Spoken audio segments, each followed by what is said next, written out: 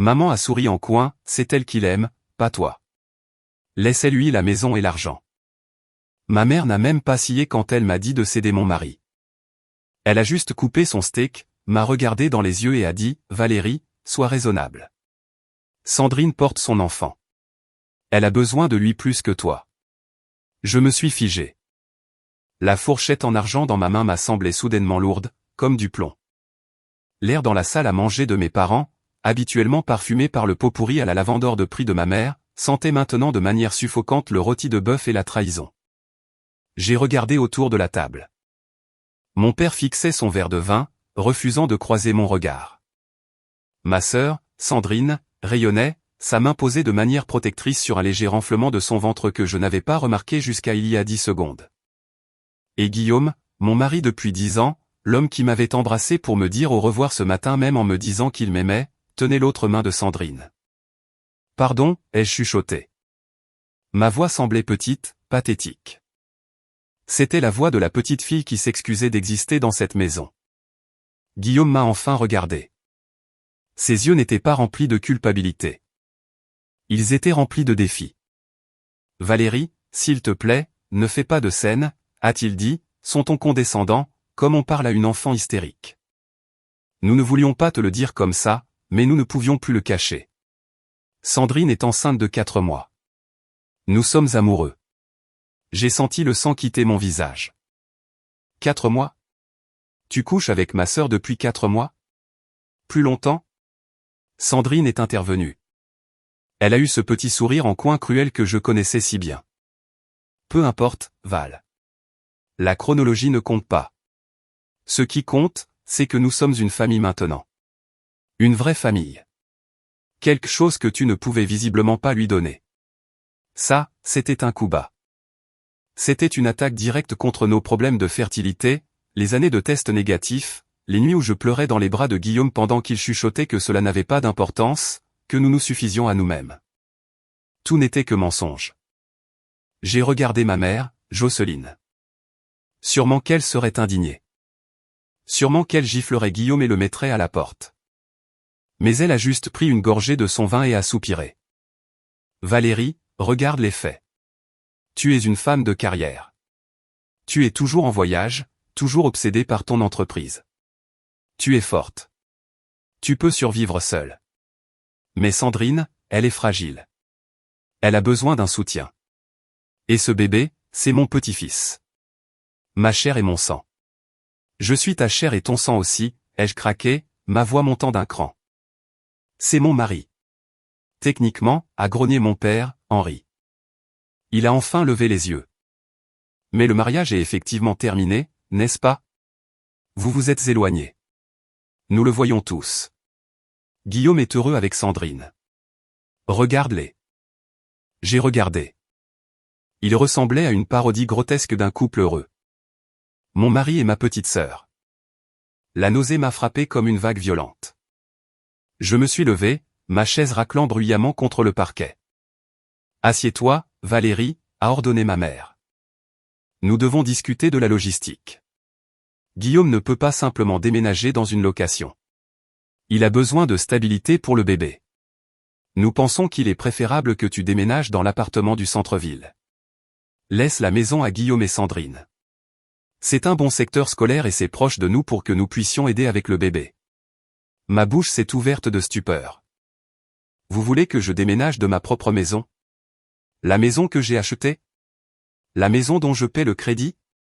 C'est la maison de Guillaume aussi, a dit ma mère avec dédain. Nous sommes sous le régime de la communauté de biens, non? Le mariage signifie le partage. De plus, tu as beaucoup d'argent. Tu peux en acheter une autre. Ne sois pas avare, Valérie. C'est inconvenant. Avare. J'avais tout payé. J'avais payé la voiture de mes parents. J'avais payé les 3 tentatives ratées d'université de Sandrine. J'avais payé les projets d'entreprise de Guillaume qui n'avaient jamais rapporté un centime. Et maintenant, j'étais avare parce que je voulais garder mon propre foyer. Je m'en vais, ai-je dit en attrapant mon sac à main. Mes mains tremblaient tellement que je pouvais à peine serrer la lanière. Si tu franchis cette porte, a dit Guillaume, sa voix descendant d'une octave pour essayer de paraître autoritaire, tu prouves exactement pourquoi je t'ai quitté. Tu es froide. Tu te soucies plus de tes actifs que de la vie humaine. Je me soucie de la loyauté, ai-je crié. Le son a résonné contre les murs. Je me soucie du fait que mon mari couche avec ma sœur. Baisse d'un ton, a sifflé ma mère. Que vont penser les voisins? Je les ai regardés une dernière fois. Ce tableau de monstre. Mes parents permettant la trahison. Ma sœur volant ma vie. Mon mari, le traître. Je ne vous donne pas la maison, ai-je dit, ma voix tremblante mais claire. Et je ne vous donnerai pas de divorce sans me battre. Tu le feras, a dit ma mère avec confiance. Parce que si tu ne le fais pas, tu perdras cette famille pour toujours. Fais ce qui est juste, Valérie. Sois la grande sœur pour une fois. Je me suis tourné et j'ai couru. Je n'ai pas regardé en arrière vers la lueur chaude de la salle à manger. J'avais juste besoin d'air. J'avais besoin de m'éloigner avant de voler en éclats en 1 million de morceaux juste là, sur leur perron. Avant de vous dire ce que j'ai fait ensuite, je veux vous remercier d'écouter. Si vous nous regardez depuis Nantes ou n'importe où ailleurs, faites-le moi savoir dans les commentaires. Je lis chacun d'entre eux. La pluie à Nantes ne lave pas les choses. Elle rend juste tout gris et glissant. J'ai trébuché vers ma voiture, cherchant mes clés à tâtons. Ma vision était brouillée, non seulement par la bruine incessante, mais par des larmes chaudes et furieuses qui brûlaient mes joues. Je suis entré dans le sanctuaire de mes sièges en cuir, la voiture que j'avais achetée, me suis-je rappelé amèrement, et j'ai verrouillé les portes. Pendant un instant, je suis resté là à chercher mon souffle, mes mains serrant le volant si fort que mes jointures sont devenues blanches. J'ai démarré le moteur et je me suis éloigné du trottoir, laissant derrière moi la maison où j'avais passé une vie à essayer d'être assez bien. Je ne savais pas où j'allais. J'ai juste conduit. Je suis arrivé sur le périphérique, les essuie-glaces battant un rythme frénétique contre la vitre. Mon esprit s'emballait, essayant de trouver une faille dans la réalité. Peut-être que c'était une blague, une farce malade et tordue. Peut-être que je me réveillerais dans mon lit à côté de Guillaume, qu'il serait chaud et sentirait son savon au bois de cèdre, et je lui raconterais ce cauchemar, et il rirait et me serrerait contre lui. Mais alors l'image de la main de Sandrine sur son ventre a flashé dans mon esprit. La suffisance, l'absence absolue de honte. Ce n'était pas un cauchemar. C'était ma vie. J'ai conduit sans but pendant 1 heure, les lumières de la ville s'étirant en longues traînées de néon. J'ai fini par me garer sur un parking surplombant la Loire. Il faisait nuit noire, l'eau invisible sauf pour le reflet de la ville. J'ai coupé le moteur et laissé le silence m'écraser. Comment? Comment a-t-il pu? J'ai repassé les 4 derniers mois. Les soirées tardives que Guillaume passait à faire du réseautage. Les week-ends où il allait aider ses parents pour des réparations. Il n'était pas avec ses parents. Il était avec les miens. Il était avec elle. Ils étaient tous dans le coup. Chaque fois que j'allais au dîner dominical, riait-il de moi dans mon dos? Me regardait-il, la femme stupide travaillant 80 heures par semaine pour financer leur train de vie, et se moquait-il de mon ignorance? J'ai crié. C'était un son brut, primal, qui m'a déchiré la gorge. J'ai frappé le volant jusqu'à ce que mes paumes me fassent mal. J'ai crié pour les 10 années que j'avais gaspillées. J'ai crié pour le bébé que je ne pouvais pas avoir et celui qu'elle portait. Puis est venu le marchandage pathétique et désespéré d'une femme sous le choc. Peut-être que nous pouvons arranger ça. Une petite voix traîtresse chuchotait dans ma tête. Peut-être que si j'accepte le mariage ouvert. Peut-être que si j'aide à élever le bébé. Non. J'ai regardé le siège passager. Il y avait un reçu froissé dans le porte-gobelet. Je l'ai ramassé. C'était d'une bijouterie, datée d'il y a 2 semaines. Un bracelet à breloques. Je n'avais pas de bracelet à breloques. Sandrine en avait un. Je me souvenais avoir vu une nouvelle chaîne en argent à son poignet au dîner. Il lui avait acheté des bijoux avec mon argent. Le chagrin a commencé à cailler en quelque chose de plus froid. J'ai pensé à ses vœux. Pour le meilleur et pour le pire, dans la richesse et la pauvreté. Il aimait certainement la partie richesse. Quand nous nous sommes rencontrés, j'étais juste une aide comptable et il était un agent immobilier prometteur. Nous étions égaux alors. Mais à mesure que je gravissais les échelons, prenant des cours du soir, obtenant mon diplôme d'expert comptable, visant le poste de directrice administrative et financière, DAF, lui stagnait. Et au lieu d'être fier, il m'en voulait. Tu m'émascules, avait-il dit une fois lors d'une dispute sur l'argent. Tu me traites comme un employé. Je m'étais excusé à l'époque. J'avais viré 10 000 € sur son compte personnel le lendemain pour investir dans son entreprise de conseil juste pour apaiser son ego. J'avais acheté son amour encore et encore. Et mes parents, c'était ce qui faisait le plus mal. Sois la grande sœur. C'était le mantra de mon existence. Sandrine est sensible, Valérie. Sandrine a besoin d'aide. Valérie, tu es la forte. Être forte n'était qu'un euphémisme pour être utilisé. Il ne m'aimait pas pour qui j'étais. Il m'aimait pour ce que je fournissais. J'étais la mule de la famille portant la lourde charge pour que Sandrine puisse gambader légèrement. J'ai regardé mon téléphone. 5 appels manqués de ma mère. Un SMS de Guillaume, arrête d'être dramatique. Reviens et nous pourrons parler du calendrier de déménagement. Calendrier de déménagement. Il planifiait déjà comment arranger mes meubles dans sa nouvelle vie. Je n'ai pas répondu. J'ai redémarré la voiture. Les larmes s'étaient arrêtées. Mes yeux étaient secs et granuleux, et il y avait une douleur creuse dans ma poitrine que je savais allait rester là longtemps. Mais alors que je reculais de la place de parking, le déni avait disparu. La réalité était une pierre froide et dure dans mon estomac. Il voulait la guerre. Il voulait ma maison. Il voulait mon argent. Il pensait que je me coucherais parce que je m'étais toujours couché. Il pensait que j'étais faible parce que j'étais gentille. J'ai conduit chez moi, pas pour faire mes valises, mais pour sécuriser le périmètre. Je n'allais pas à l'appartement du centre-ville. J'allais dormir dans mon propre lit, même s'il sentait son odeur. Demain, je ne serai ni la fille ni la femme. Demain, je serai la DAF. Et j'étais sur le point d'auditer leur vie entière. Pour comprendre pourquoi je n'ai pas simplement renversé la table et brûlé la maison sur le champ, vous devez comprendre la hiérarchie de la famille Meunier. J'étais l'aîné, en bonne santé et robuste. Sandrine est arrivée 8 ans plus tard, prématurée et maladive. Dès l'instant où elle est arrivée dans une couveuse aspirant des respirations superficielles, elle est devenue le soleil et je suis devenu l'ombre. Cela a commencé par de petites choses. Chut, Valérie, le bébé dort. Donne ce jouet à Sandrine, elle pleure. Tu n'as pas besoin de nouvelles chaussures, Valérie. Mais Sandrine a besoin de semelles orthopédiques. J'ai appris très tôt que mes besoins étaient secondaires.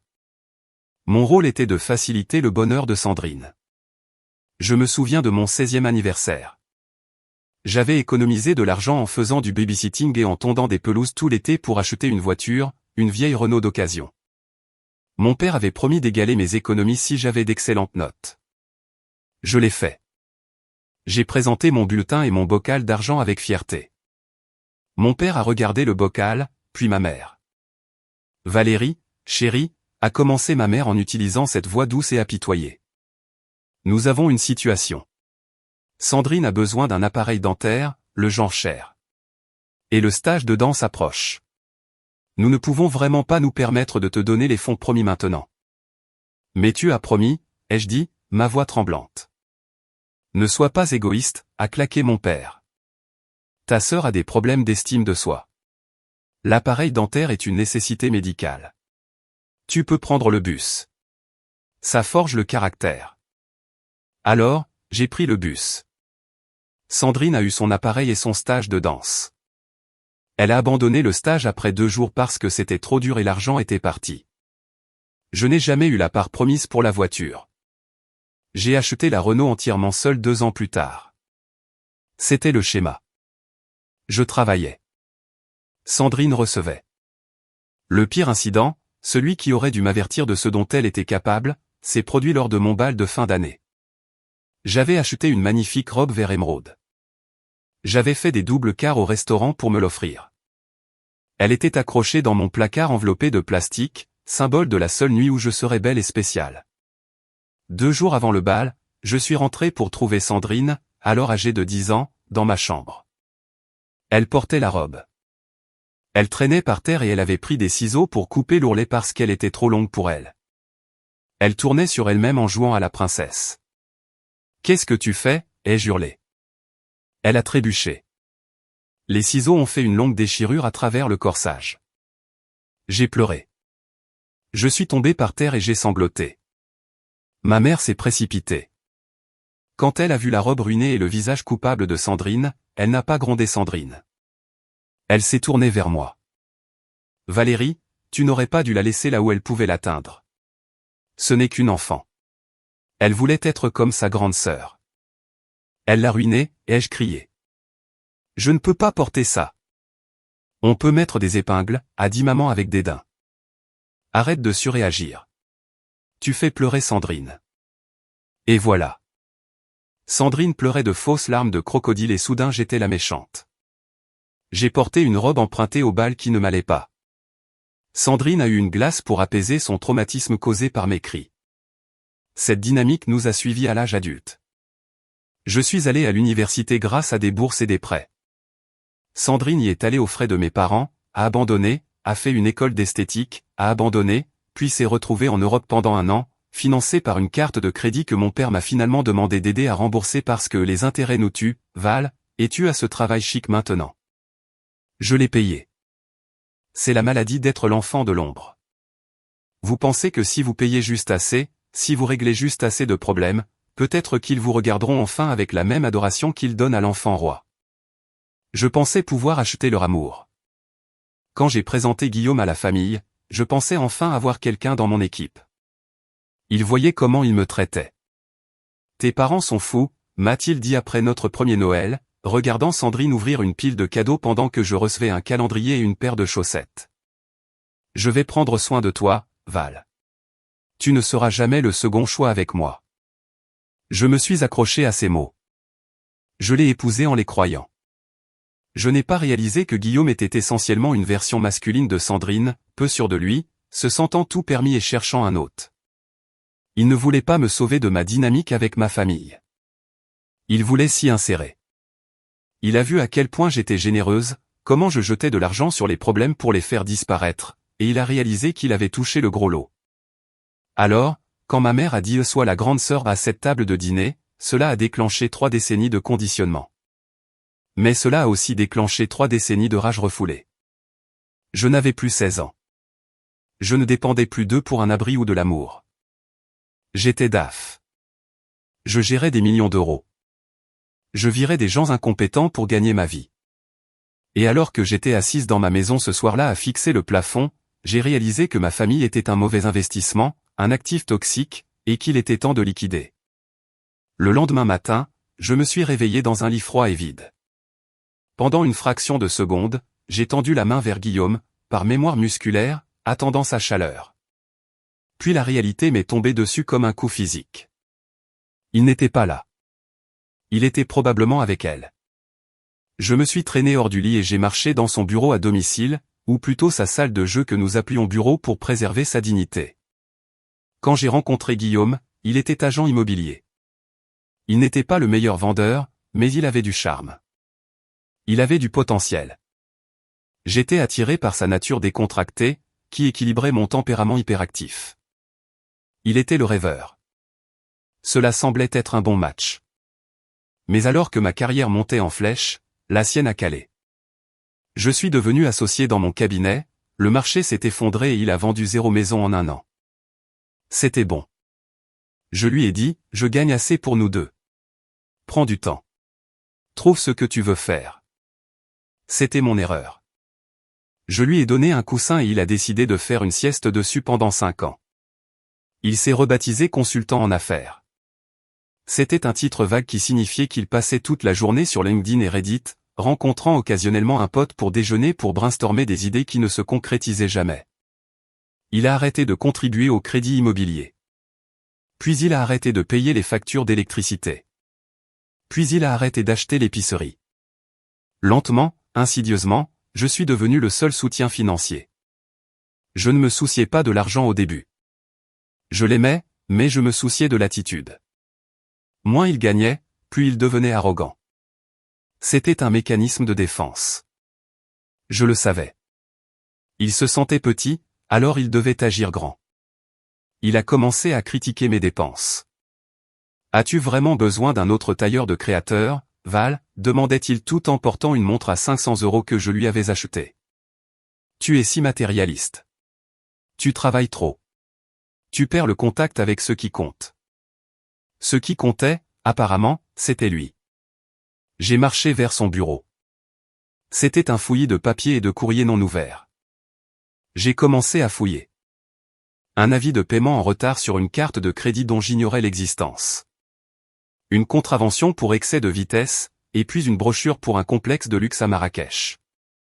Je me suis figé. Je reconnaissais ce complexe. J'y étais allé pour une retraite d'entreprise il y a 6 mois. Guillaume était resté à la maison parce qu'il avait une grosse réunion. Je me suis connecté à mon ordinateur portable et j'ai sorti le relevé de carte de crédit du compte joint, celui que j'approvisionnais chaque mois pour les dépenses du ménage. C'était là. Un débit pour 2 billets d'avion pour Marrakech.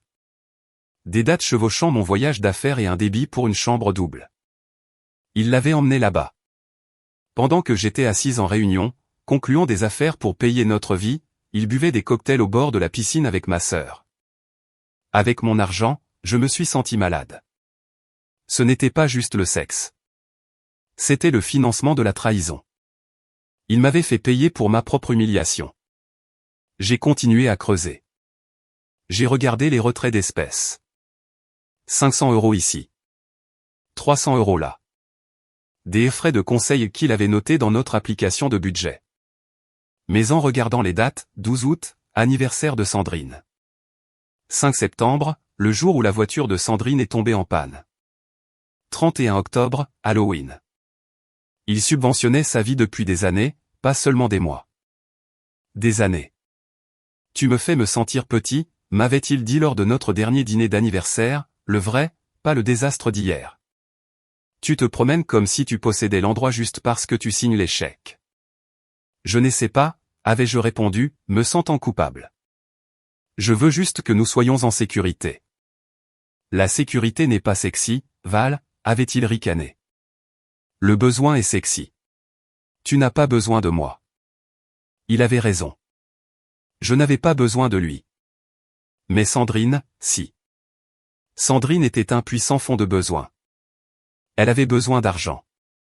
Elle avait besoin de validation. Elle avait besoin de quelqu'un pour la sauver. Guillaume ne pouvait pas se sauver lui-même, mais il pouvait prétendre sauver Sandrine en utilisant mes ressources. C'était une symbiose parasitaire. Il se sentait comme un grand homme, et elle avait un ticket gratuit. J'ai claqué l'ordinateur portable. Ma tristesse s'évaporait, remplacée par une clarté froide et tranchante. Ce n'était pas une tragédie. C'était un braquage. J'ai regardé autour de la pièce les choses que je lui avais achetées. Le PC de jeu haut de gamme. La chaise ergonomique, le maillot de basket signé au mur.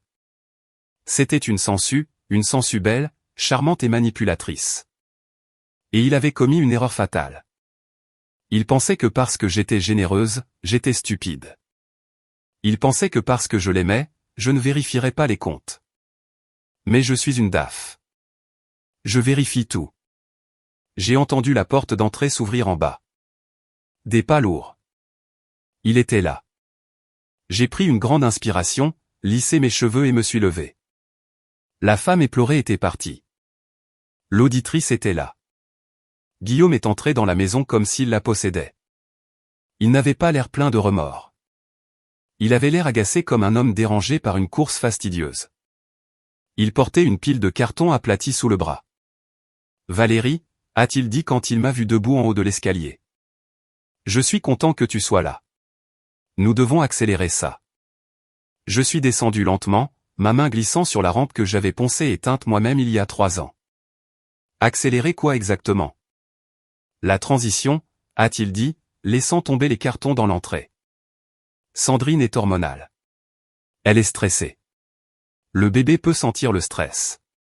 Tu sais, nous devons être installés ici d'ici le week-end pour que je puisse aménager la chambre de bébé.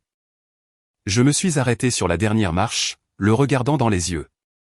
Tu n'aménageras pas de chambre de bébé dans ma maison, Guillaume. Il a levé les yeux au ciel. Et c'est parti. J'ai dit à ta mère que tu serais difficile. Écoute, Val, soyons adultes. Cette maison a 4 chambres. C'est trop grand pour une seule personne. Tu n'es jamais là de toute façon. Tu vis au bureau. Sandrine et moi fondons une famille. Nous avons besoin d'espace. C'est juste logique. Logique? J'ai laissé échapper un rire sec et incrédule. La logique, c'est toi déménageant dans un appartement que tu peux te permettre, ce qui, selon mes calculs, est un carton sous un pont d'autoroute. Son visage s'est assombri. Le charme s'est évaporé, révélant la méchanceté en dessous. Ne commence pas avec le coût de l'argent. C'est tout ce que tu as, n'est-ce pas? L'argent. Tu penses que ça te rend meilleur que tout le monde. Ça paie le crédit, ai-je dit calmement. Quelque chose que tu n'as pas fait en 5 ans. J'ai contribué d'autres manières, a-t-il crié, son visage devenant rouge. J'ai géré le ménage. J'ai pris soin des choses. Je t'ai donné un soutien émotionnel. Tu as couché avec ma sœur, ai-je répliqué. C'est ça le soutien émotionnel. J'ai couché avec elle parce qu'elle m'apprécie. Il s'est approché, essayant d'utiliser sa taille pour m'intimider. Ça marchait avant. Ça ne marchait pas aujourd'hui. Elle me regarde comme si j'étais un homme, pas un compte en banque. Tu m'as repoussé, Valérie. Tu étais froide. Tu étais distante. Tu étais essentiellement stérile. Le mot a plané dans l'air. Stérile. Il savait à quel point cela faisait mal. Il savait pour les piqûres de FIV, les hormones, la dévastation de chaque résultat négatif. Il utilisait ma douleur comme arme pour justifier son adultère. J'ai essayé de te donner un enfant, ai-je chuchoté, ma voix tremblant légèrement malgré mes efforts. J'ai fait vivre un enfer à mon corps. Ouais, eh bien, ça n'a pas marché, a-t-il dit cruellement. Sandrine, c'est arrivé naturellement. Facilement. Peut-être que c'est un signe, Val. Peut-être que nous n'étions pas faits pour nous reproduire. Peut-être que la nature savait que tu n'étais pas faite pour être mère. J'ai senti qu'une gifle aurait fait moins mal. Mais je ne l'ai pas frappé. Je l'ai juste fixé, mémorisant ce moment. C'était la clôture dont j'avais besoin. Il ne restait plus d'amour ici. Juste une pourriture qui devait être excisée. Prends tes affaires, ai-je dit, ma voix devenant glaciale. Prends tes effets personnels, vêtements, affaires de toilette. Tu ne prends pas l'électronique. Tu ne prends pas les meubles. Et tu ne prends certainement pas la voiture. Tu rêves, a-t-il ricané. C'est un bien commun. J'ai parlé à un ami avocat. La moitié de tout est à moi. Y compris cette maison, ton plan épargne-retraite. Enfin, ton épargne-retraite puisque nous sommes mariés. Il a eu un sourire en coin. Alors, tu peux rendre ça facile.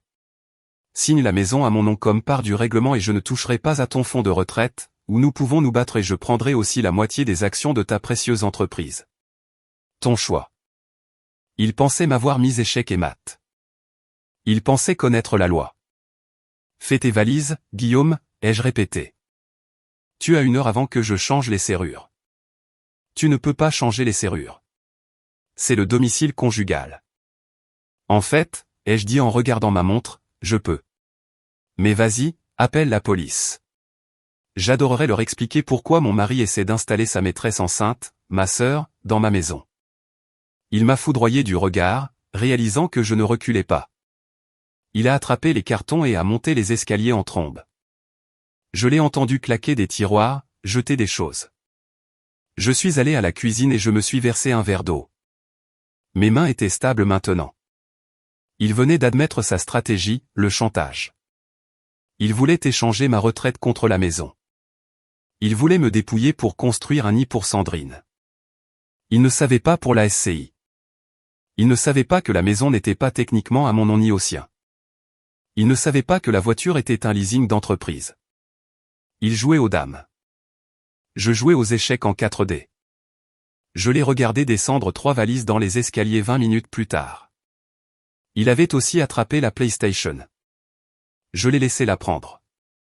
C'était un petit prix à payer pour le faire sortir. Tu auras des nouvelles de mon avocat, a-t-il craché en sortant. Ne pense pas que tu as gagné.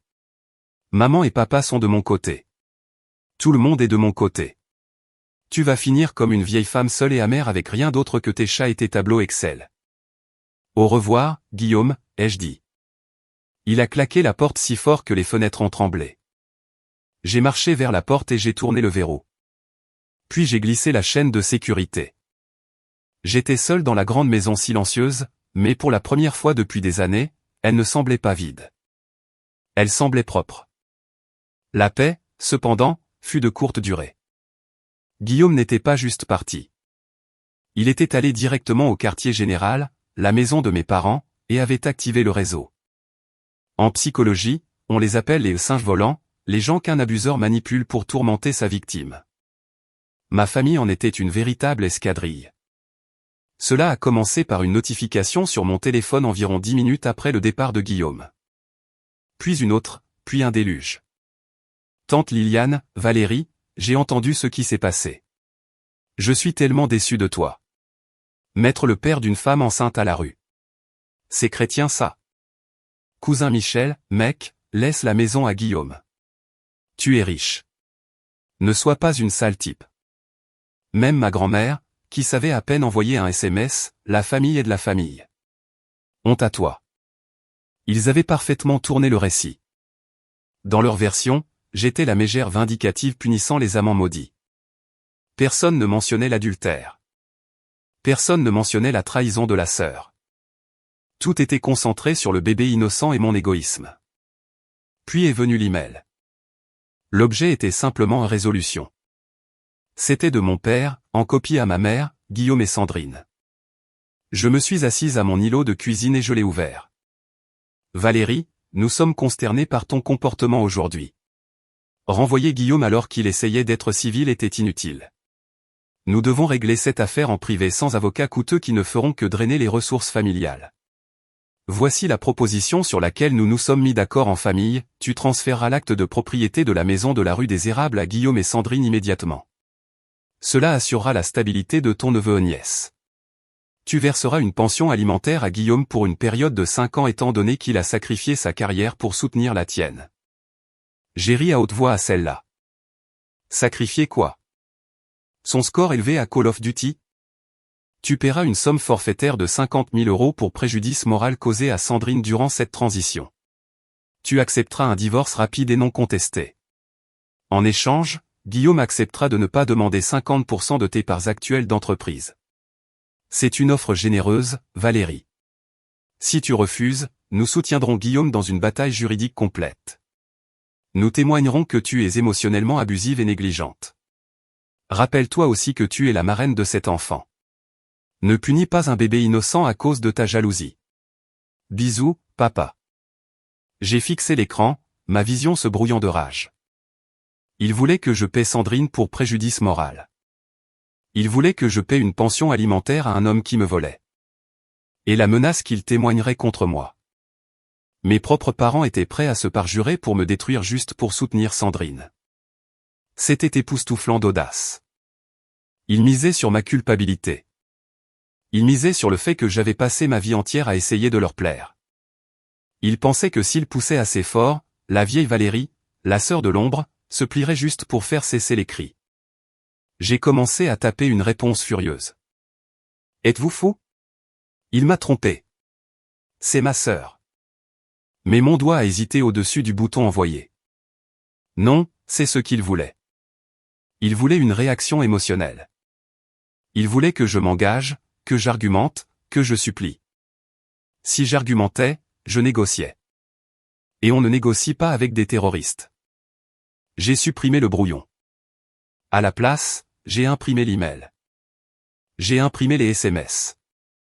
Je suis allé à mon bureau et j'ai imprimé les relevés bancaires montrant le vol de Guillaume. J'ai imprimé les reçus de cartes de crédit pour le voyage à Marrakech. J'ai créé un dossier physique. Étiqueté et guerre. Mon téléphone a sonné. C'était ma mère. J'ai laissé aller sur la messagerie. Ça a sonné à nouveau. Papa. Messagerie. Puis le téléphone fixe a sonné. Ils étaient implacables. J'ai débranché le fixe. J'ai mis mon portable en mode ne pas déranger, autorisant les appels seulement de mon cercle intime, qui était tristement une liste très courte. J'ai ressenti une vague soudaine d'isolement. J'avais perdu tout le monde. Mon mari, ma sœur, mes parents, ma famille élargie. Même les voisins pourraient se retourner contre moi une fois les ragots répandus. J'étais la méchante dans leur histoire et rien de ce que je dirais ne changerait cela parce que la vérité était gênante pour eux. La vérité exigeait qu'ils admettent que Sandrine était une briseuse de ménage et Guillaume un raté. C'était plus facile de me peindre comme le monstre. J'ai marché jusqu'à la fenêtre et j'ai regardé la pluie. J'avais besoin d'un allié. J'avais besoin de quelqu'un qui connaissait la vraie histoire. Et puis, comme invoqué par mon désespoir, un taxi jaune s'est arrêté dans mon allée. Une femme en est sortie, luttant avec une valise géante à imprimer léopard et un parapluie trempé. Sarah, ma colocataire d'université, ma demoiselle d'honneur, qui m'avait dit le jour de mon mariage, je lui donne 5 ans, mais je te soutiens. Elle vivait à New York. Je ne l'avais pas encore appelée parce que j'avais trop honte. Mais elle était là, marchant dans mon allée comme un général arrivant sur les lignes de front. J'ai ouvert la porte et avant que je puisse dire un mot, elle a lâché sa valise, a regardé mon visage taché de larmes et a dit « J'ai vu le post Facebook de Sandrine sur le bébé miracle. Je suis ici pour t'aider à enterrer le corps. » Métaphoriquement ou littéralement, j'ai apporté une pelle. J'ai éclaté en sanglots, mais cette fois c'était des larmes de soulagement. Sarah ne m'a pas serré doucement. Elle m'a serré férocement comme si elle essayait de tenir mes morceaux brisés ensemble par la seule force de sa volonté. Elle m'a traîné dans le salon, a enlevé ses talons et a ouvert une bouteille de vin que je gardais pour une occasion spéciale. C'est une occasion spéciale, a-t-elle déclaré en versant 2 verres massifs. C'est le jour où tu te réveilles enfin. Nous nous sommes assises par terre et je lui ai tout raconté. Le dîner, le trajet en voiture, les SMS, l'email de mon père. Quand je lui ai montré l'email, Sarah n'est pas devenue triste. Elle est devenue furieuse. Elle faisait les 100 pas dans mon salon, gesticulant sauvagement avec son verre de vin. Préjudice moral pour Sandrine, a-t-elle crié. Elle a couché avec ton mari. La seule douleur qu'elle devrait ressentir est la honte d'être un être humain terrible. Et tes parents. Val, je te dis depuis 20 ans qu'ils sont toxiques, mais ça, c'est une trahison de niveau biblique. Ils ont dit qu'ils témoigneraient contre moi, ai-je dit doucement. Ils ont dit que j'étais abusive. Qu'ils le fassent, a dit Sarah, se laissant tomber à genoux devant moi et m'attrapant par les épaules. Écoute-moi, Valérie. Regarde-moi. Tu n'es pas la victime ici. Tu es la banque et ils sont terrifiés. Terrifiés? J'ai reniflé. Ils semblent plutôt confiants. C'est du bluff, a dit Sarah. Pense-y.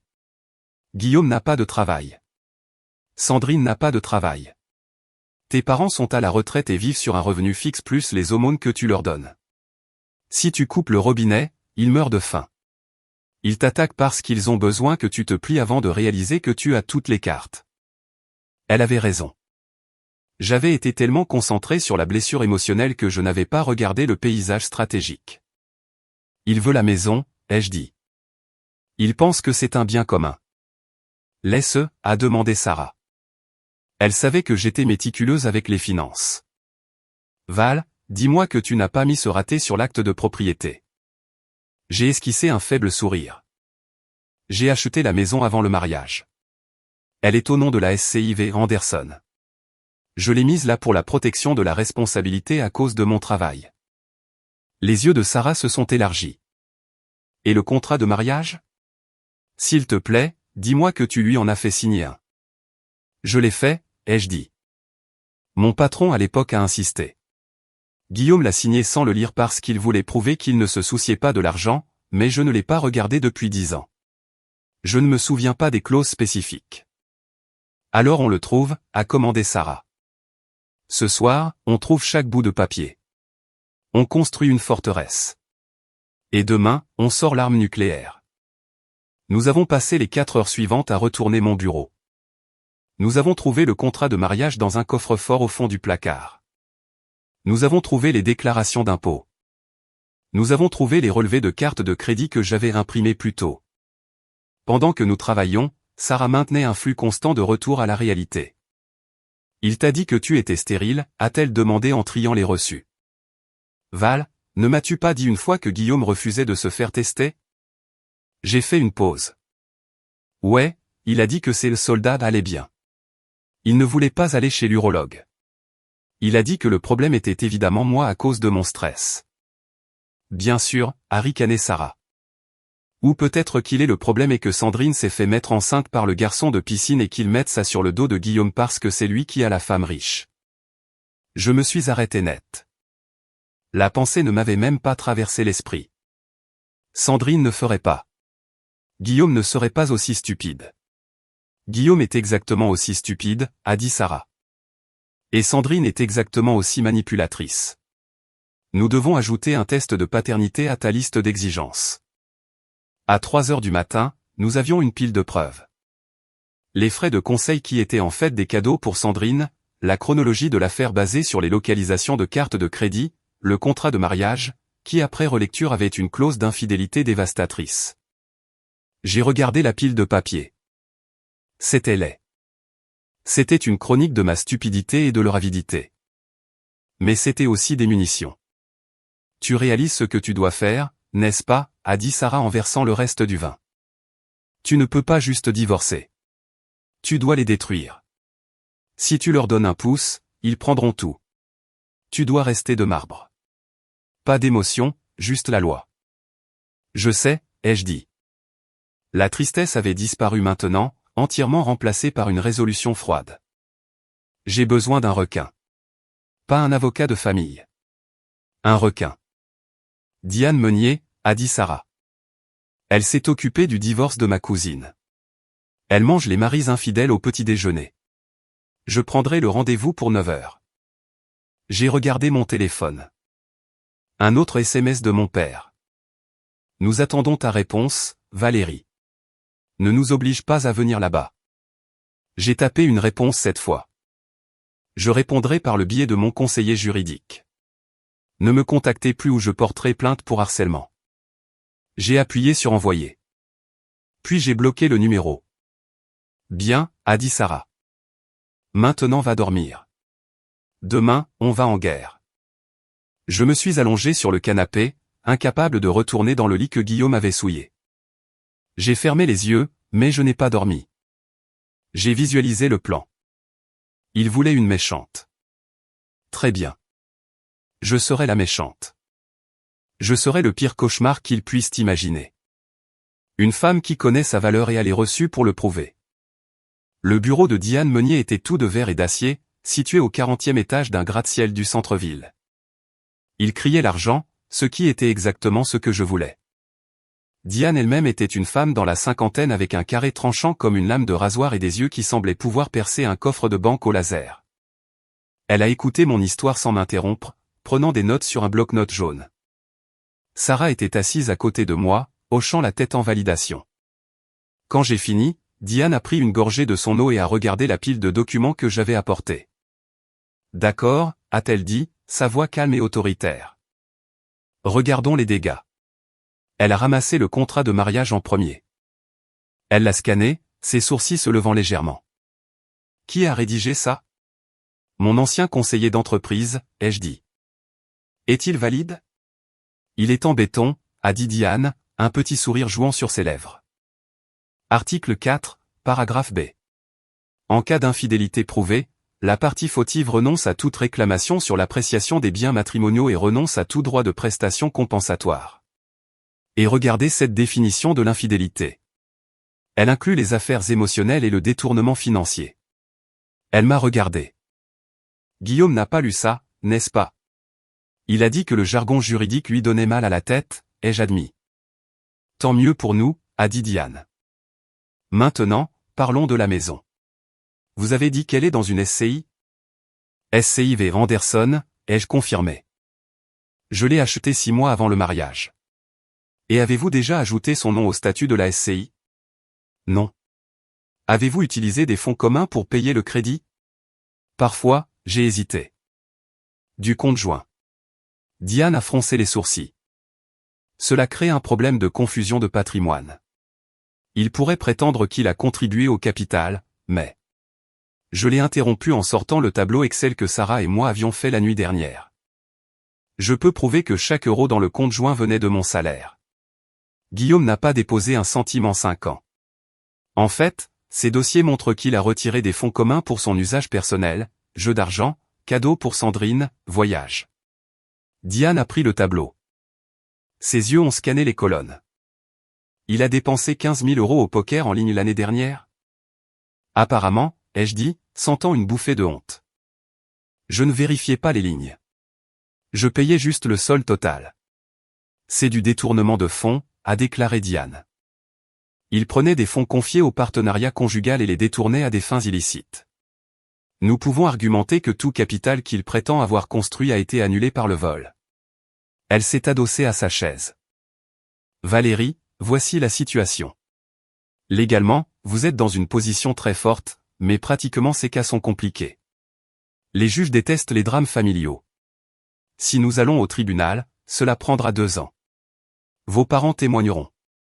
Ce sera moche. Je m'en fiche, ai-je dit. Je veux qu'il n'ait rien. Je comprends, a dit Diane. Mais il y a une manière plus intelligente. Nous faisons appel à leur avidité. Elle a décrit le plan. Nous l'appelons le piège à miel. Ils pensent que vous êtes émotionnel et faible, a expliqué Diane. Ils pensent que vous êtes désespéré de garder la paix. Donc, nous jouons là-dessus. Nous rédigeons une convention de divorce. Nous faisons en sorte qu'il semble que vous leur donniez exactement ce qu'ils veulent. Un divorce rapide pour qu'ils puissent se marier et être une vraie famille. Mais dans les petits caractères, nous clarifions la division des actifs basée sur les termes stricts du contrat de mariage et de la propriété de la SCI. Ils ne signeront pas ça, a dit Sarah. Ils le feront s'ils ne le lisent pas, a contré Diane. Ou s'ils pensent qu'ils obtiennent quelque chose de mieux. Nous structurons cela de manière à ce que Guillaume renonce à ses droits sur la valeur potentielle de vos actions d'entreprise, qu'il pense être énorme, en échange de votre promesse de ne pas le poursuivre pour la dette de jeu et la fraude. Mais je garde la maison, ai-je demandé. Absolument, a dit Diane. La maison reste à la SCI. L'accord stipulera que Guillaume libère la propriété lors de la finalisation du décret de divorce. Mais nous l'enrobons dans un langage qui fait croire à une transition temporaire. Nous les laissons croire qu'ils gagnent jusqu'à ce que l'encre soit sèche. C'est risqué, ai-je dit. Cela repose sur leur arrogance. D'après ce que vous m'avez dit, Guillaume et votre sœur ne sont pas des gens soucieux des détails, a convenu Diane. Ils sont opportunistes. Ils verront un divorce rapide et une renonciation aux poursuites et ils signeront. J'ai pensé au visage de Guillaume quand il a quitté la maison. Tu n'es qu'une vieille femme amère avec tes tableaux Excel. Il m'avait sous-estimé. Il l'avait toujours fait. Faisons-le, ai-je dit. Encore une chose, a ajouté Diane. Nous devons sécuriser vos actifs immédiatement. Coupez toutes les cartes de crédit. Gelez les comptes joints. Déplacez votre virement de salaire aujourd'hui. Tout de suite. Il va le remarquer, ai-je dit. Il va piquer une crise. Laissez-le faire, a dit Diane froidement. Il a dépensé votre argent pour sortir avec votre sœur. La fête est finie. En quittant le bureau de Diane, je me sentais plus légère que depuis des années. J'avais un plan. J'avais une équipe. Je suis allé directement à la banque. Je me suis assise avec un conseiller et j'ai systématiquement démantelé la vie financière que Guillaume et moi avions construite. J'ai clôturé les cartes de crédit. Je les retirais comme utilisateur autorisé. J'ai transféré la majeure partie de l'épargne sur un nouveau compte uniquement à mon nom. Quand je suis sorti de la banque, mon téléphone a vibré. Une notification de l'application de carte de crédit. Transaction refusée. Starbucks, 14,50 €. Il achetait du café pour 2. Probablement un latte pour lui et un décaféiné pour Sandrine. Et pour la première fois, la carte n'a pas fonctionné. J'ai souri. C'était une petite victoire mesquine, mais elle avait un goût sucré. Désolé, Guillaume, ai-je chuchoté au téléphone. On dirait que tu paies en liquide aujourd'hui. Mais le vrai test arrivait. Je devais aller les voir. Je devais les regarder dans les yeux et prétendre que j'étais brisé. Tout en tenant le couteau qui couperait le cordon. J'ai envoyé un SMS à mon père. Je suis prêt à parler. Rencontrons-nous. Le piège était tendu. Maintenant, je devais juste m'assurer de ne pas vomir quand je les verrais. Le café que j'ai choisi pour la réunion était un terrain neutre. C'était à mi-chemin entre la maison de mes parents et mon bureau, une chaîne d'entreprise stérile avec un éclairage fluorescent et de la musique jazz juste un peu trop forte. Je suis arrivé 15 minutes en avance, pas parce que j'étais impatiente, mais parce que j'avais besoin d'entrer dans le personnage. J'ai vérifié mon reflet dans la vitre sombre. J'avais mis mon plus vieux gilet, celui qui boulochait un peu sur la manche, et j'avais sauté mon anti-cernes habituel. J'ai laissé mes épaules s'affaisser. Je devais ressembler à la femme vaincue, la femme qui avait tout perdu et qui désespérait de sauver une miette de dignité. Diane s'est assise à côté de moi, impeccable et professionnelle, mais elle avait adouci son regard habituel de requin. Rappelez-vous, a-t-elle chuchoté en glissant un document épais sur la table. Vous n'êtes pas la DAF aujourd'hui. Vous êtes la sœur au cœur brisé. Laissez-les penser qu'ils vous font une faveur en signant ceci. J'ai hoché la tête, l'estomac noué. Ce n'était plus de la peur. C'était de l'anticipation. C'était la sensation de regarder des montagnes russes avancer pouce par pouce vers la chute. Guillaume et mon père sont arrivés ensemble. Guillaume avait l'air fatigué mais suffisant, portant une veste de costume que je lui avais achetée il y a 3 Noëls. Mon père marchait avec cette démarche raide et vertueuse qu'il utilisait quand il sentait qu'il était l'autorité morale dans la pièce. Ils se sont assis sans serrer de main. Guillaume ne voulait pas croiser mon regard. Valérie, a commencé mon père, sa voix résonnant légèrement. Je suis content que tu aies retrouvé tes esprits. Nous ne voulons pas de guerre. Nous voulons juste ce qu'il y a de mieux pour le bébé. Je sais, papa, ai-je dit, laissant ma voix se briser juste assez. J'ai fixé mes mains, tournant mon alliance, que je portais encore pour les faits.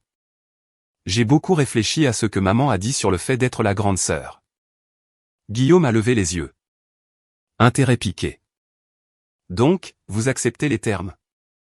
Diane est intervenue doucement. Valérie convient qu'une bataille juridique prolongée serait préjudiciable à la santé de tout le monde. Elle est prête à accorder le divorce immédiatement. Elle est également prête à renoncer à son droit de vous poursuivre, Guillaume, pour les irrégularités comptables que nous avons trouvées. Guillaume a tressailli. Irrégularités ? Je t'ai dit que c'était des frais de conseil. Peu importe, a continué Diane en agitant une main dédaigneuse. Valérie est prête à laisser tomber. Dans l'esprit d'aller de l'avant, j'ai levé les yeux vers Guillaume, invoquant chaque once de tristesse que je pouvais rassembler. Je ne veux pas te combattre, Guillaume. Je t'aimais. Si Sandrine est celle que tu veux, si elle peut te donner la famille que je ne pouvais pas, j'ai fait une pause, essuyant une fausse larme. Alors je ne me mettrai pas en travers de votre chemin. Mon père a laissé échapper un long soupir, les épaules se détendant. Bonne fille, Valérie. Je savais que tu avais du cœur. Cependant, a dit Diane en glissant le document vers eux. Pour rendre cela juridiquement contraignant et rapide, afin que vous puissiez épouser Sandrine avant l'arrivée du bébé, nous devons signer la convention de règlement aujourd'hui. Elle accorde le divorce pour cause de différences irréconciliables. Elle stipule que chaque partie garde les actifs actuellement en sa possession exclusive et renonce aux réclamations sur les gains futurs de l'autre. Guillaume a froncé les sourcils, regardant l'épaisse pile de papier. Et la maison ? L'email disait que j'ai la maison. L'accord stipule que vous maintiendrez la résidence à l'adresse de la rue des Érables, a dit Diane prudemment, utilisant une formulation très spécifique, et Valérie quittera les lieux. Il inclut également une clause où Valérie accepte de ne pas demander le remboursement des 45 000 € de fonds matrimoniaux que vous avez dépensés pour des relations extérieures. Les yeux de Guillaume se sont élargis devant le chiffre. Il a regardé mon père. Il savait que si ce chiffre sortait au tribunal, il passait pour un voleur. Et la prestation compensatoire, a demandé Guillaume, avide jusqu'au bout. Je ne peux pas faire de pension, Guillaume, ai-je chuchoté. Mais je m'éloigne de la maison. Je te donne un foyer pour ton enfant. N'est-ce pas suffisant? Mon père a donné un coup de coude à Guillaume. Prends l'accord, fils. Une maison à Nantes vaut une fortune. Elle te donne le capital. Ne la pousse pas. Guillaume a regardé le document. Il a feuilleté les pages rapidement. J'ai retenu mon souffle. S'il lisait l'article 12 concernant les entités tierces ou les droits de propriété de la SCI, le jeu était fini. Mais il survolait. Il cherchait des signes de dollars et le mot maison. Il s'est arrêté à la page de signature. Il a pris le stylo. Ça veut dire que c'est fini, a-t-il demandé en me regardant. Pas de retour en arrière. Tu ne vas pas venir après mes idées d'entreprise. Je ne toucherai pas à tes idées d'entreprise, Guillaume, ai-je dit. C'était facile à promettre plus qu'il n'en avait aucune. Et tu nous laisseras tranquilles. Je veux juste disparaître, ai-je dit doucement. Il a eu un sourire en coin. La victoire était dans ses yeux. Il pensait m'avoir brisé. Il pensait avoir gagné la maison, la fille et la liberté. Tout en me laissant l'addition.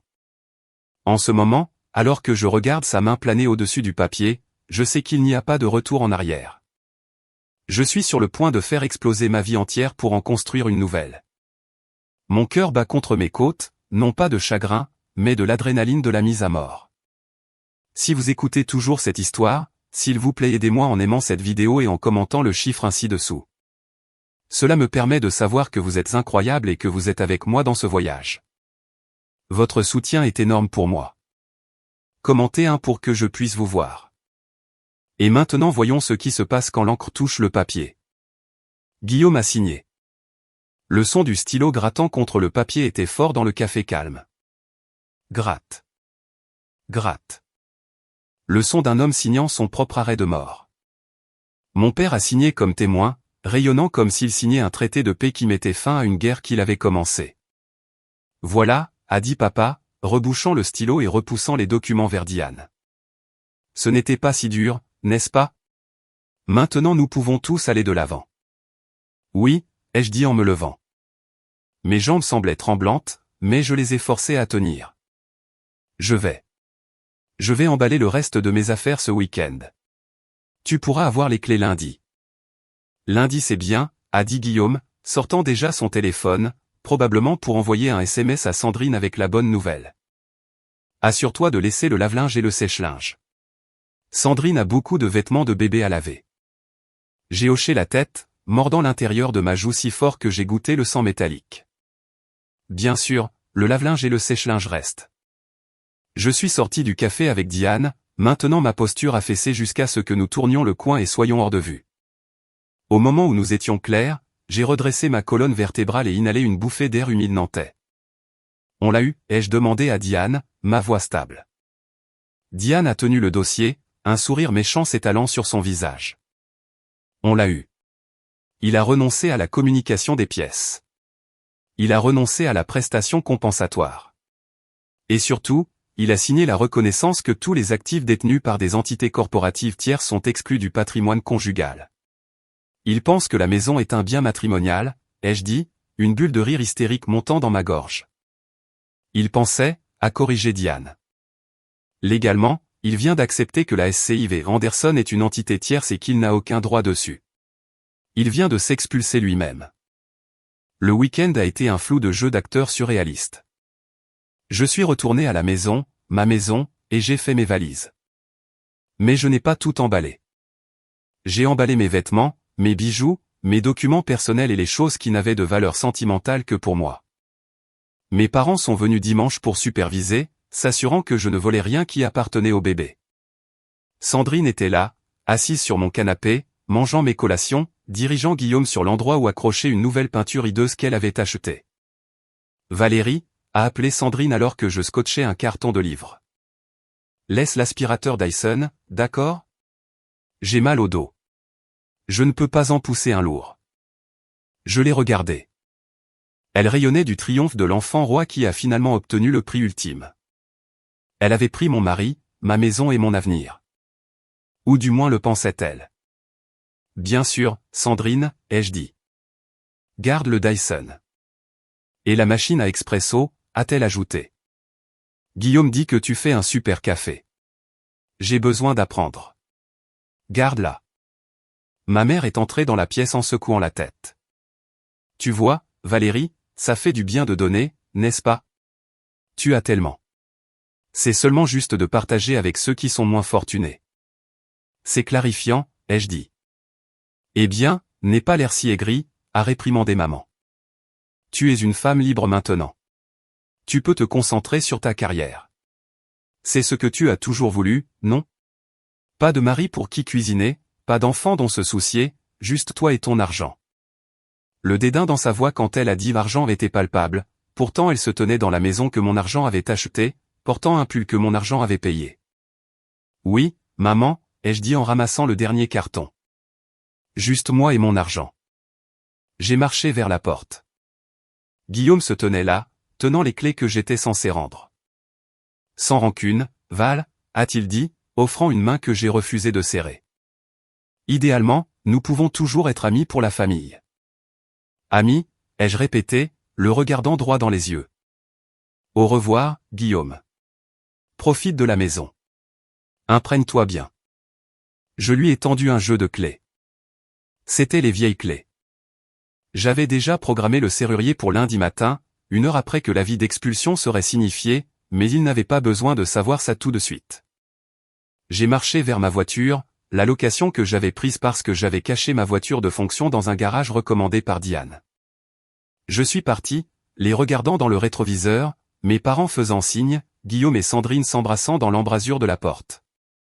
C'était l'image parfaite d'une famille heureuse.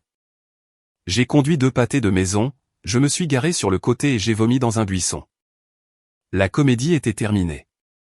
La nausée de faire semblant d'être faible, de faire semblant d'accepter leur abus, m'a finalement rattrapé.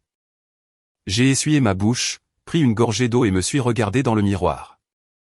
Tu l'as fait, ai-je chuchoté. Les 30 jours suivants furent une leçon de patience.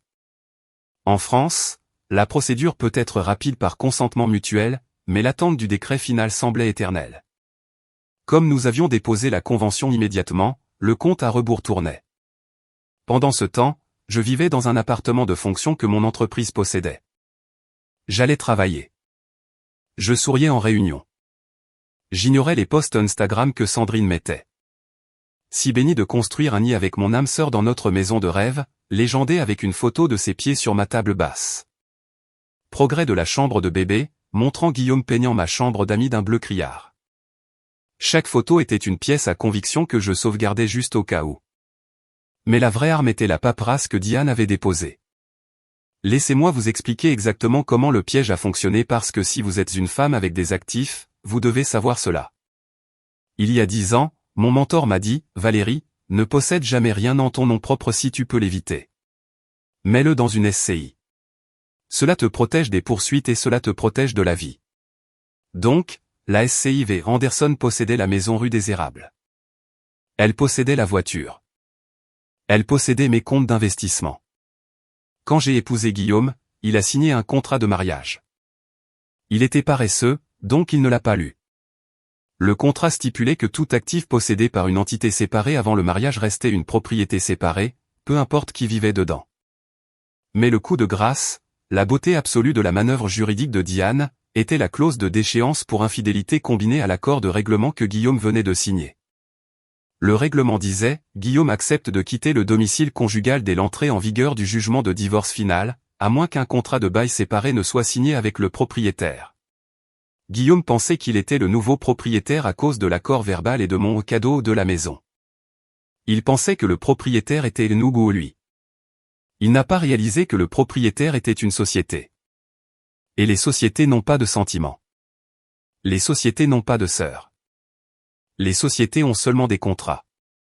Et puisque Guillaume n'avait pas de bail avec la SCI V. Anderson, au moment où le juge a tamponné et final sur notre divorce, Guillaume est devenu un squatteur. C'est brutal, a dit Sarah un soir alors que nous buvions du vin dans mon appartement temporaire. C'est la chose la plus belle et la plus brutale que j'ai jamais vue. Ça devait l'être, ai-je dit, fixant les lumières de la ville. Si je les avais juste combattus au tribunal, le juge aurait pu lui donner la jouissance de la maison juste pour garder le bébé logé. Les juges sont sympathiques envers les enfants. Mais de cette façon, il a signé pour renoncer. Il a accepté de partir. Il ne savait juste pas quand. Et l'argent, a demandé Sarah. Les comptes joints sont fermés, ai-je dit. Les cartes de crédit sont annulées, mais j'ai laissé un compte ouvert. Celui lié au prélèvement automatique pour les charges de la maison. Pourquoi? Parce que je veux que les lumières restent allumées jusqu'au mariage. J'ai souri. Je veux qu'il se sente à l'aise. Je veux qu'il se sente en sécurité. Tu es effrayante, a ri Sarah. Je suis juste une DAF, j'ai haussé les épaules. Je gère le risque. Le 29e jour, le juge a signé le décret. J'étais officiellement divorcé. J'étais officiellement célibataire. Et légalement, Guillaume violait officiellement une propriété privée. Diane m'a appelé. Les papiers sont signés. L'avis d'expulsion est prêt. Le serrurier est en attente. Les déménageurs sont réservés pour mettre vos meubles au garde-meubles. Attendez, ai-je dit. N'envoyez pas encore les déménageurs. Laissez-leur avoir leur mariage d'abord. Vous voulez qu'ils fassent la réception dans votre maison? Ah. Demandait Diane confuse. Non, ai-je dit. Ils font la réception à la salle des fêtes parce qu'ils sont radins. Mais ils reviennent à la maison pour leur nuit de noces. C'est là que nous frappons. C'est froid, Valérie. Ils ont volé mon mari et essayé de voler mon avenir, ai-je dit. Froid est la seule température qu'il me reste. J'ai raccroché. J'ai regardé le calendrier. Samedi. Le mariage était samedi. J'avais envoyé un cadeau. Ce n'était pas un grille-pain. C'était un huissier de justice. Je n'ai pas assisté au mariage, évidemment. Mais à l'ère des réseaux sociaux, vous n'avez pas besoin d'être présent pour être témoin d'un accident de train. Vous avez juste besoin d'un faux compte. Le mariage de Guillaume et Sandrine était un testament à leur illusion. Mon cousin Michel, qui était secrètement de mon côté mais craignait la colère de ma mère, m'envoyait des mises à jour minute par minute. Sandrine porte du blanc, beaucoup de blanc, et un diadème. Elle ressemble à une figurine de gâteau qui a fondu. Guillaume est ivre. Il raconte à tout le monde que ses investissements se développent. Ta mère pleure pendant le toast sur la façon dont le véritable amour trouve toujours un chemin. Je pense que je vais vomir. J'étais assise dans mon appartement à faire défiler les photos. Ils étaient là. Mon ex-mari et ma sœur coupant un gâteau que je savais que mon père avait payé. Ils avaient l'air triomphants. Ils avaient l'air d'avoir commis un meurtre en toute impunité. La légende de Sandrine sur son poste, enfin Madame Meunier. Si heureuse de commencer notre vie dans notre foyer pour toujours. Benny Hammer passe désolé. Ce hashtag passe désolé, c'était la goutte d'eau. Elle n'était pas juste heureuse, elle jubilait. Elle voulait que je voie ça. Elle voulait que je sache qu'elle avait gagné. J'ai regardé l'horloge. Il était 21h. La réception touchait à sa fin. Ils allaient bientôt rentrer rue des Érables. J'ai appelé la société de sécurité privée que Diane avait engagée. Initier la phase 2, ai-je dit.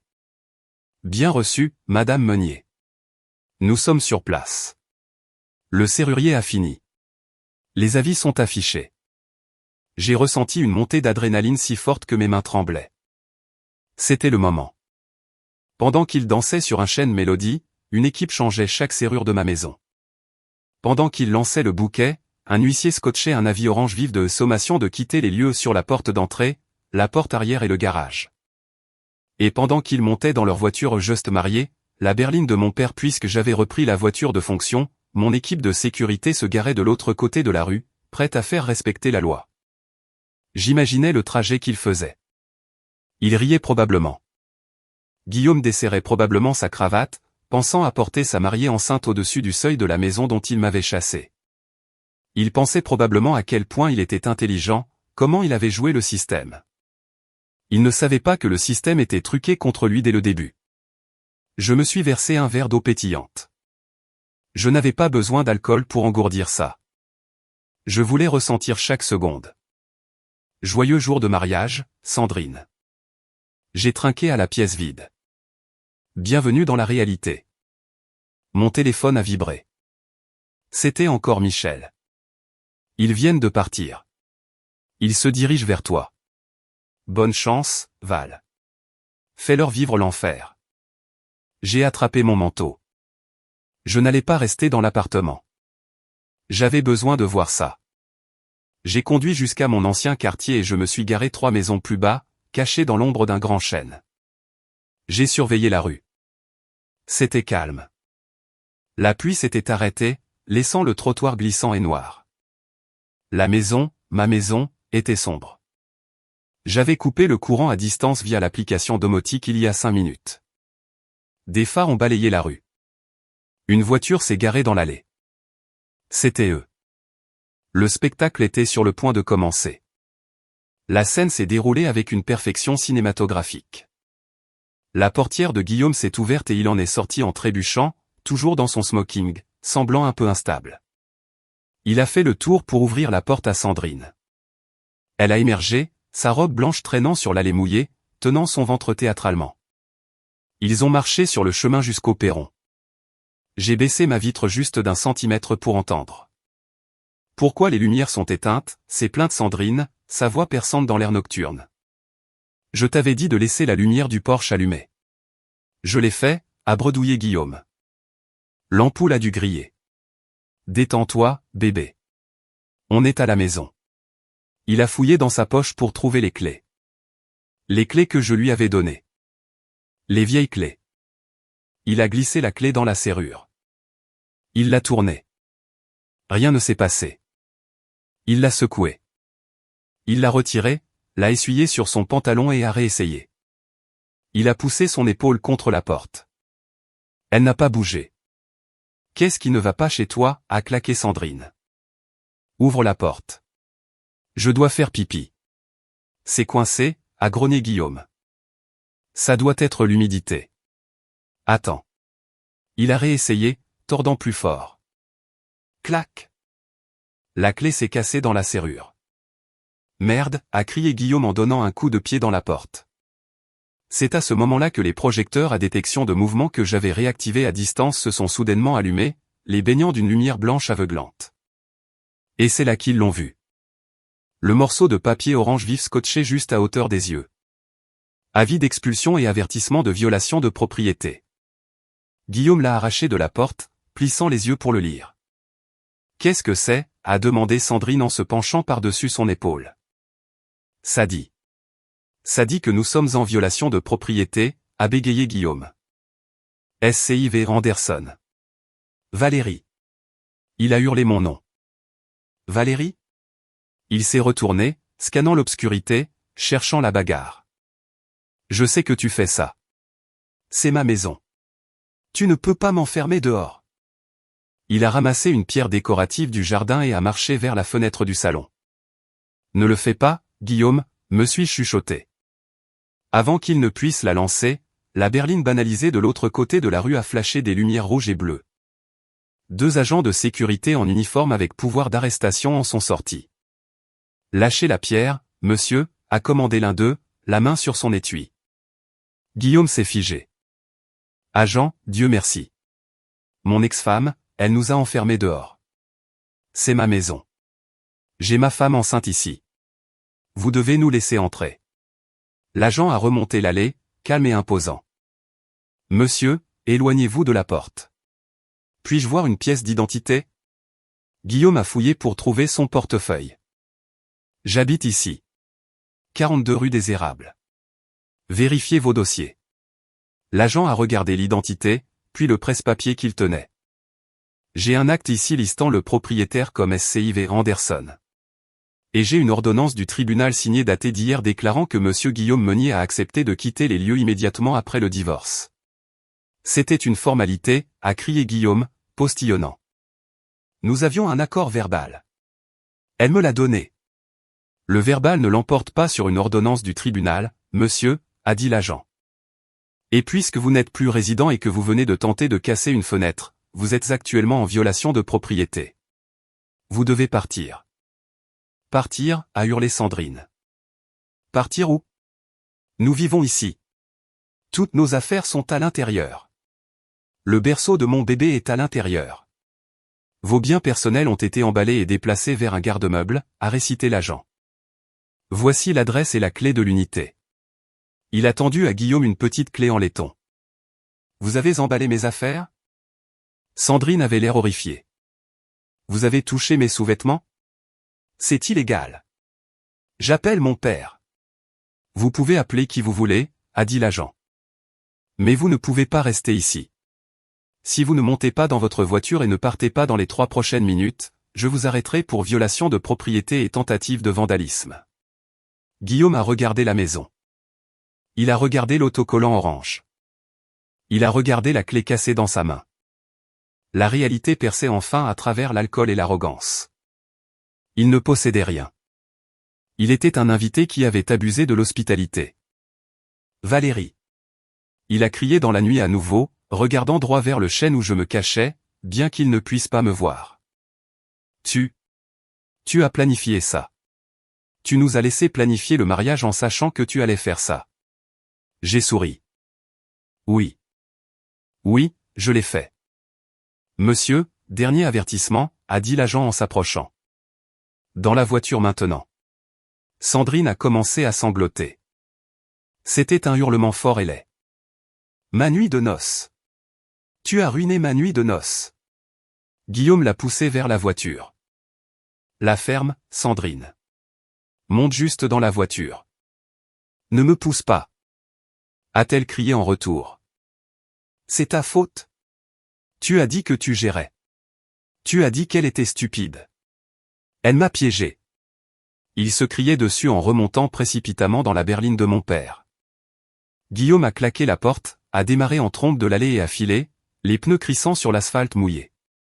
Les agents les ont regardés partir, puis ont éteint leur lumière et sont retournés à leur poste. Le silence est descendu sur la rue des Érables. Je me suis adossé à mon siège, le cœur battant, mais l'âme chantante. Ils étaient sans abri pour leur nuit de noces. Mais je n'avais pas fini. La maison n'était que l'abri.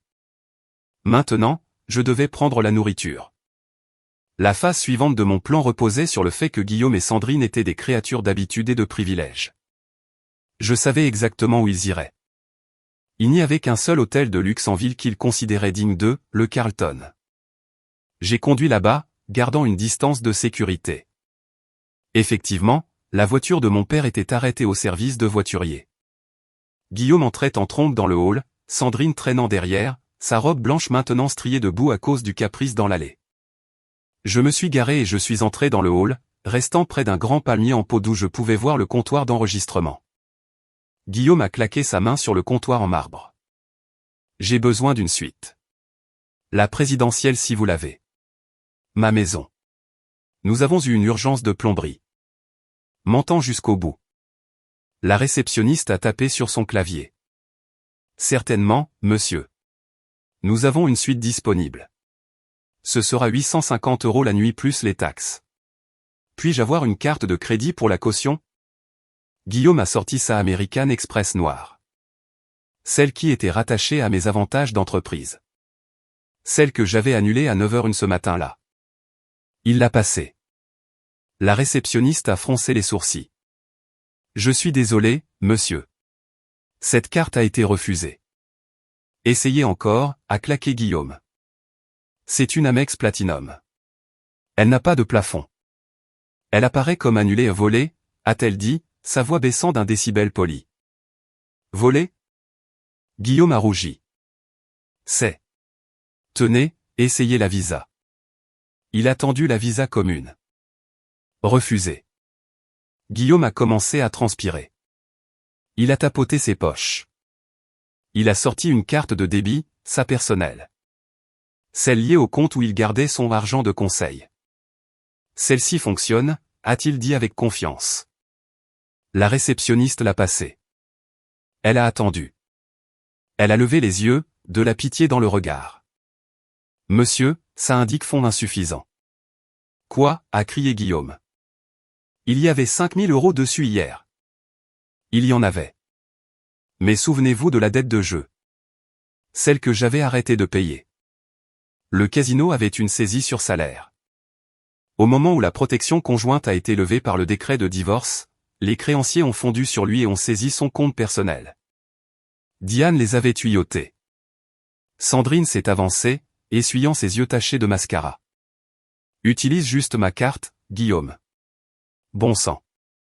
Elle a fouillé dans son sac et a sorti une carte. C'était une carte supplémentaire sur mon compte. Madame, cette carte est également invalide, a dit la réceptionniste. Le silence dans le hall était assourdissant. Les gens regardaient. La mariée en robe boueuse et le marié sans argent.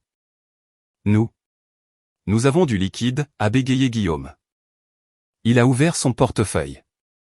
Il avait peut-être 40 €.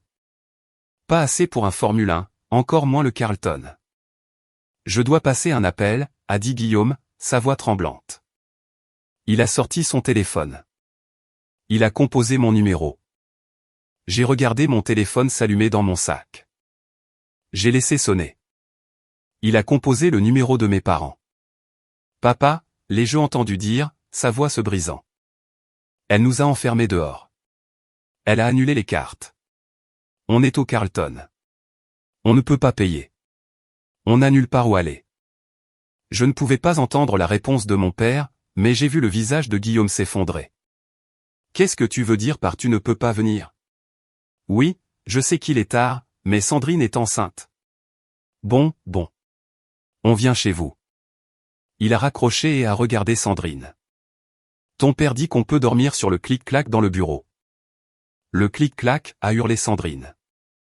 Je suis une mariée. Je suis enceinte. Je ne peux pas dormir sur un canapé. Eh bien, on ne peut pas dormir ici, a crié Guillaume en retour, perdant son sang-froid. On n'a pas d'argent, Sandrine. Elle a tout pris. Elle a pris chaque putain de centime. Tu as dit que tu avais ton propre argent, a accusé Sandrine en le poussant. Tu as dit que tu étais un magnate. Je dépensais son argent, a avoué Guillaume, sa voix résonnant sur les hauts plafonds. C'était tout son argent. Tu es contente maintenant? La réceptionniste s'est raclé la gorge. Monsieur, madame, je vais devoir vous demander de partir. Vous dérangez les autres clients. Ils sont sortis de l'hôtel. La marche de la honte ultime. Pas de suite de luxe, pas de champagne, juste un trajet froid de retour vers la maison de mes parents pour dormir sur un canapé grumeleux dans une pièce qui sentait les vieux journaux. J'ai marché vers le bar du hall de l'hôtel. Champagne, ai-je dit au barman. Le verre le plus cher que vous avez. Vous célébrez quelque chose, a-t-il demandé. La liberté, ai-je dit. Et la justice. Lundi matin. Je suis entré dans mon immeuble de bureau avec l'impression de marcher sur un nuage. Les agents de sécurité m'ont salué. Mon assistante, inconsciente du drame du week-end, m'a tendu mon café. Vous avez un emploi du temps chargé, a-t-elle dit. Et eux. Votre famille est dans le hall. Ils exigent de vous voir. Envoyez-les dans la salle de conférence B, ai-je dit calmement, et j'ai appelé Diane. Dis-lui d'apporter le dossier. Oh, et demande à monsieur Dupont du service juridique de se joindre à nous. J'ai vérifié mon maquillage, eyeliner et lunettes, rouge à lèvres, tailleur de pouvoir. Je n'étais plus Valérie la victime. J'étais la PDG de ma vie. Je suis entré dans la salle de conférence B. Ils étaient tous là. Ma mère avait l'air hagarde. Mon père furieux. Guillaume portant les mêmes vêtements qu'hier, semblant ne pas s'être lavé. Sandrine pleurant doucement dans le coin. Monstre, a crié ma mère au moment où je suis entré. Comment as-tu pu? La nuit de leur mariage. Je me suis assise en bout de table. Asseyez-vous, s'il vous plaît. Nous avons des affaires à discuter. Affaires? Guillaume a frappé du poing sur la table. Tu as volé ma maison. Tu as volé mon argent. J'ai récupéré ma propriété, ai-je corrigé. Et j'ai arrêté de subventionner votre fraude. Nous allons te poursuivre, a crié mon père. Nous allons dire à tout le monde ce que tu as fait. Leur dire quoi, ai-je demandé. Que j'ai expulsé mon ex-mari d'une maison qu'il ne possédait pas. Que j'ai arrêté de payer pour ma sœur adulte. Allez-y. Mais avant de le faire, vous devriez regarder ça. Diane est entrée, suivie de notre conseiller d'entreprise. Elle a placé une épaisse pile de papier sur la table. Ceci, ai-je dit en pointant la pile, est une expertise comptable des 5 dernières années. Guillaume, tu as détourné plus de 150 000 € de nos comptes joints pour des jeux d'argent et des cadeaux non autorisés. C'est un crime. Guillaume est devenu pâle. Et Sandrine, j'ai regardé ma sœur. Voici les reçus pour les bijoux, les voyages, les vêtements, tous payés avec de l'argent volé. Aux yeux de la loi, cela fait de toi une complice de fraude. Recel de biens volés. Sandrine a arrêté de pleurer. Je ne savais pas. L'ignorance n'est pas une défense, a dit Diane sèchement. Maintenant, ai-je continué en me levant. Voici mon offre. Je ne porterai pas plainte au pénal contre Guillaume. Je ne poursuivrai pas Sandrine pour le retour des actifs. Je ne vous poursuivrai pas, maman et papa, pour l'argent que je vous ai prêté au fil des ans et que vous avez oublié de rembourser. Mes parents se sont ratatinés sur leur siège. En échange, ai-je dit, vous signerez un accord de non-divulgation. Vous ne me contacterez plus jamais. Vous ne viendrez jamais à mon bureau. Vous ne viendrez jamais chez moi. Et toi, j'ai pointé Guillaume, tu reconnaîtras que la dette que tu dois au casino et au fisc est la tienne seule. Le fisc, a couiné Guillaume. Oh, oui. J'ai souri. J'ai déposé une demande de décharge de responsabilité solidaire ce matin. Le fisc sait que tu n'as pas déclaré ses revenus de jeu. Ils te contacteront. Guillaume a mis sa tête dans ses mains. Il était fini. Tu nous détruis, a chuchoté ma mère. Nous sommes une famille. Non, ai-je dit, ma voix dure comme l'acier. Vous étiez des parasites. J'étais l'hôte. Je ne fais que soigner l'infection. Et le bébé, a gémi Sandrine. Ton neveu. Il a besoin d'un foyer. J'ai regardé Sandrine. J'ai regardé son ventre. Et j'ai joué ma dernière carte. Celle que je gardais en réserve. À propos de ce bébé, ai-je dit en tirant une dernière feuille de papier du dossier. Guillaume, tu te souviens quand nous avons essayé la FIV? Tu as refusé de te faire tester. Guillaume a levé les yeux, confus. Donc. J'ai demandé au médecin de faire un test sur l'échantillon que tu as donné pour le kit maison que nous avons essayé en premier.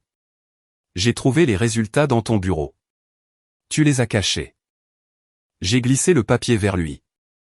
Tu as une condition génétique, Guillaume. Azoospermie. Tu as un taux de spermatozoïdes nul.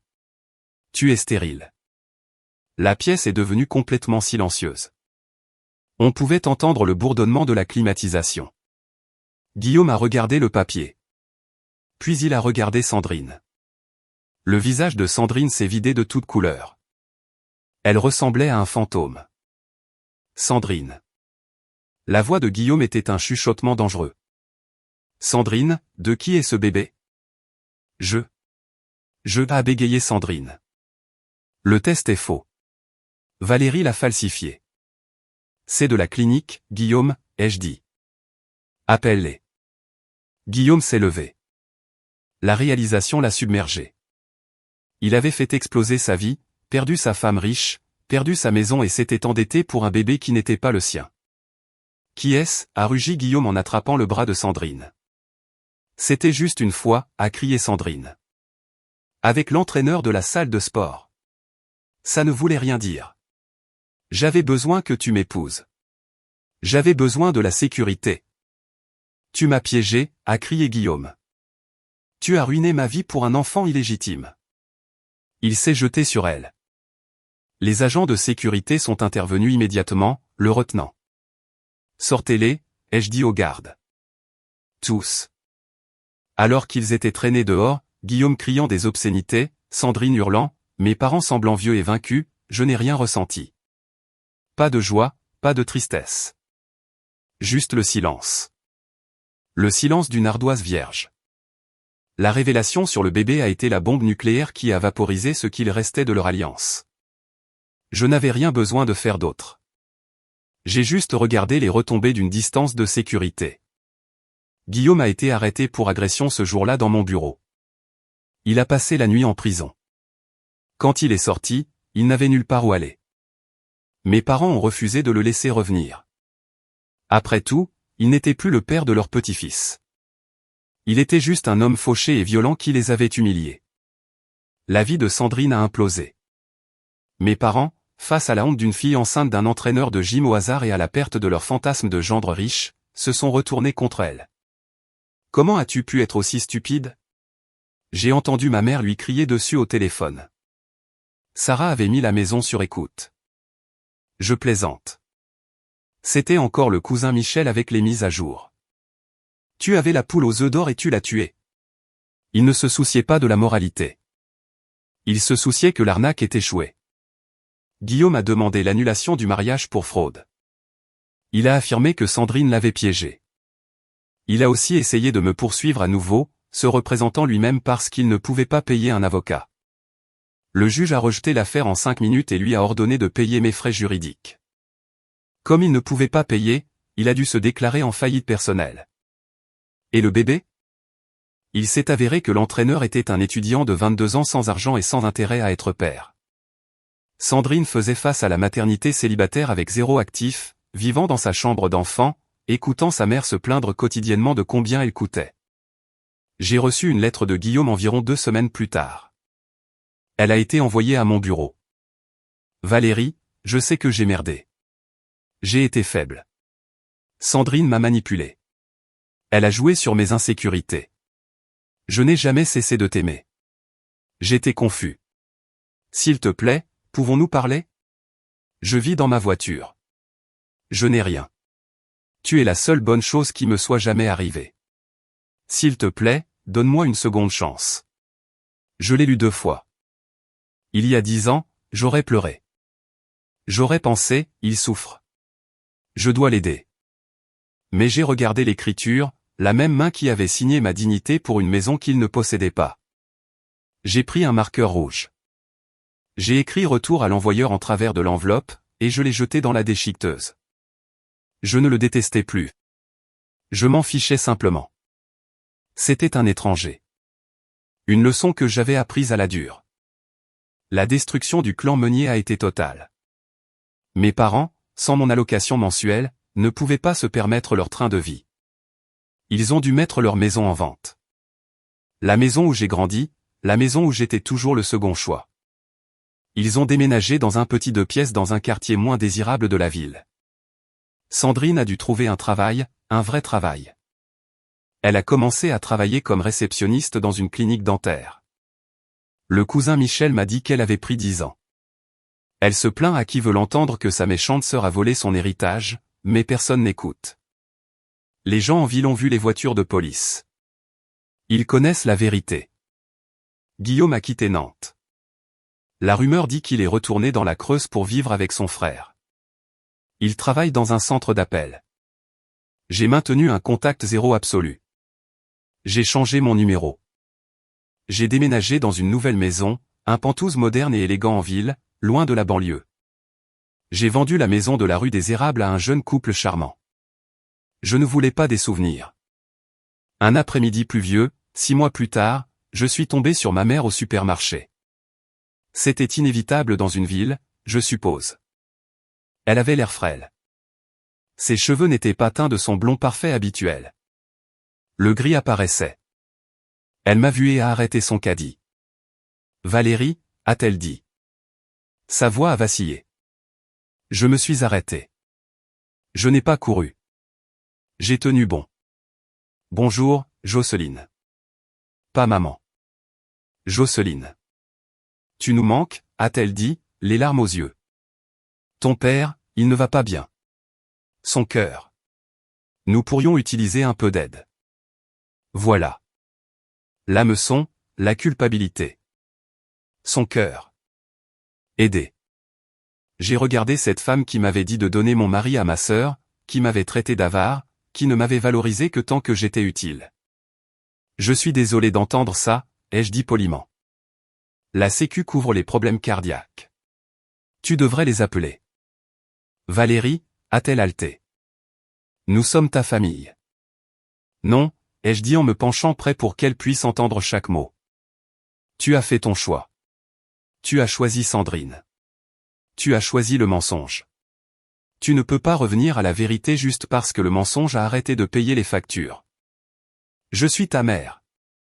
Tu es ma donneuse d'ovules, ai-je dit, et mon abuseur. J'ai fini de payer pour mon propre abus. Je suis passé devant elle. Je n'ai pas regardé en arrière. J'ai acheté mes courses, du fromage coûteux, du bon vin, des choses que j'aimais, et je suis sorti sous la pluie. Mais cette fois, la pluie semblait propre. Elle ressemblait à un baptême.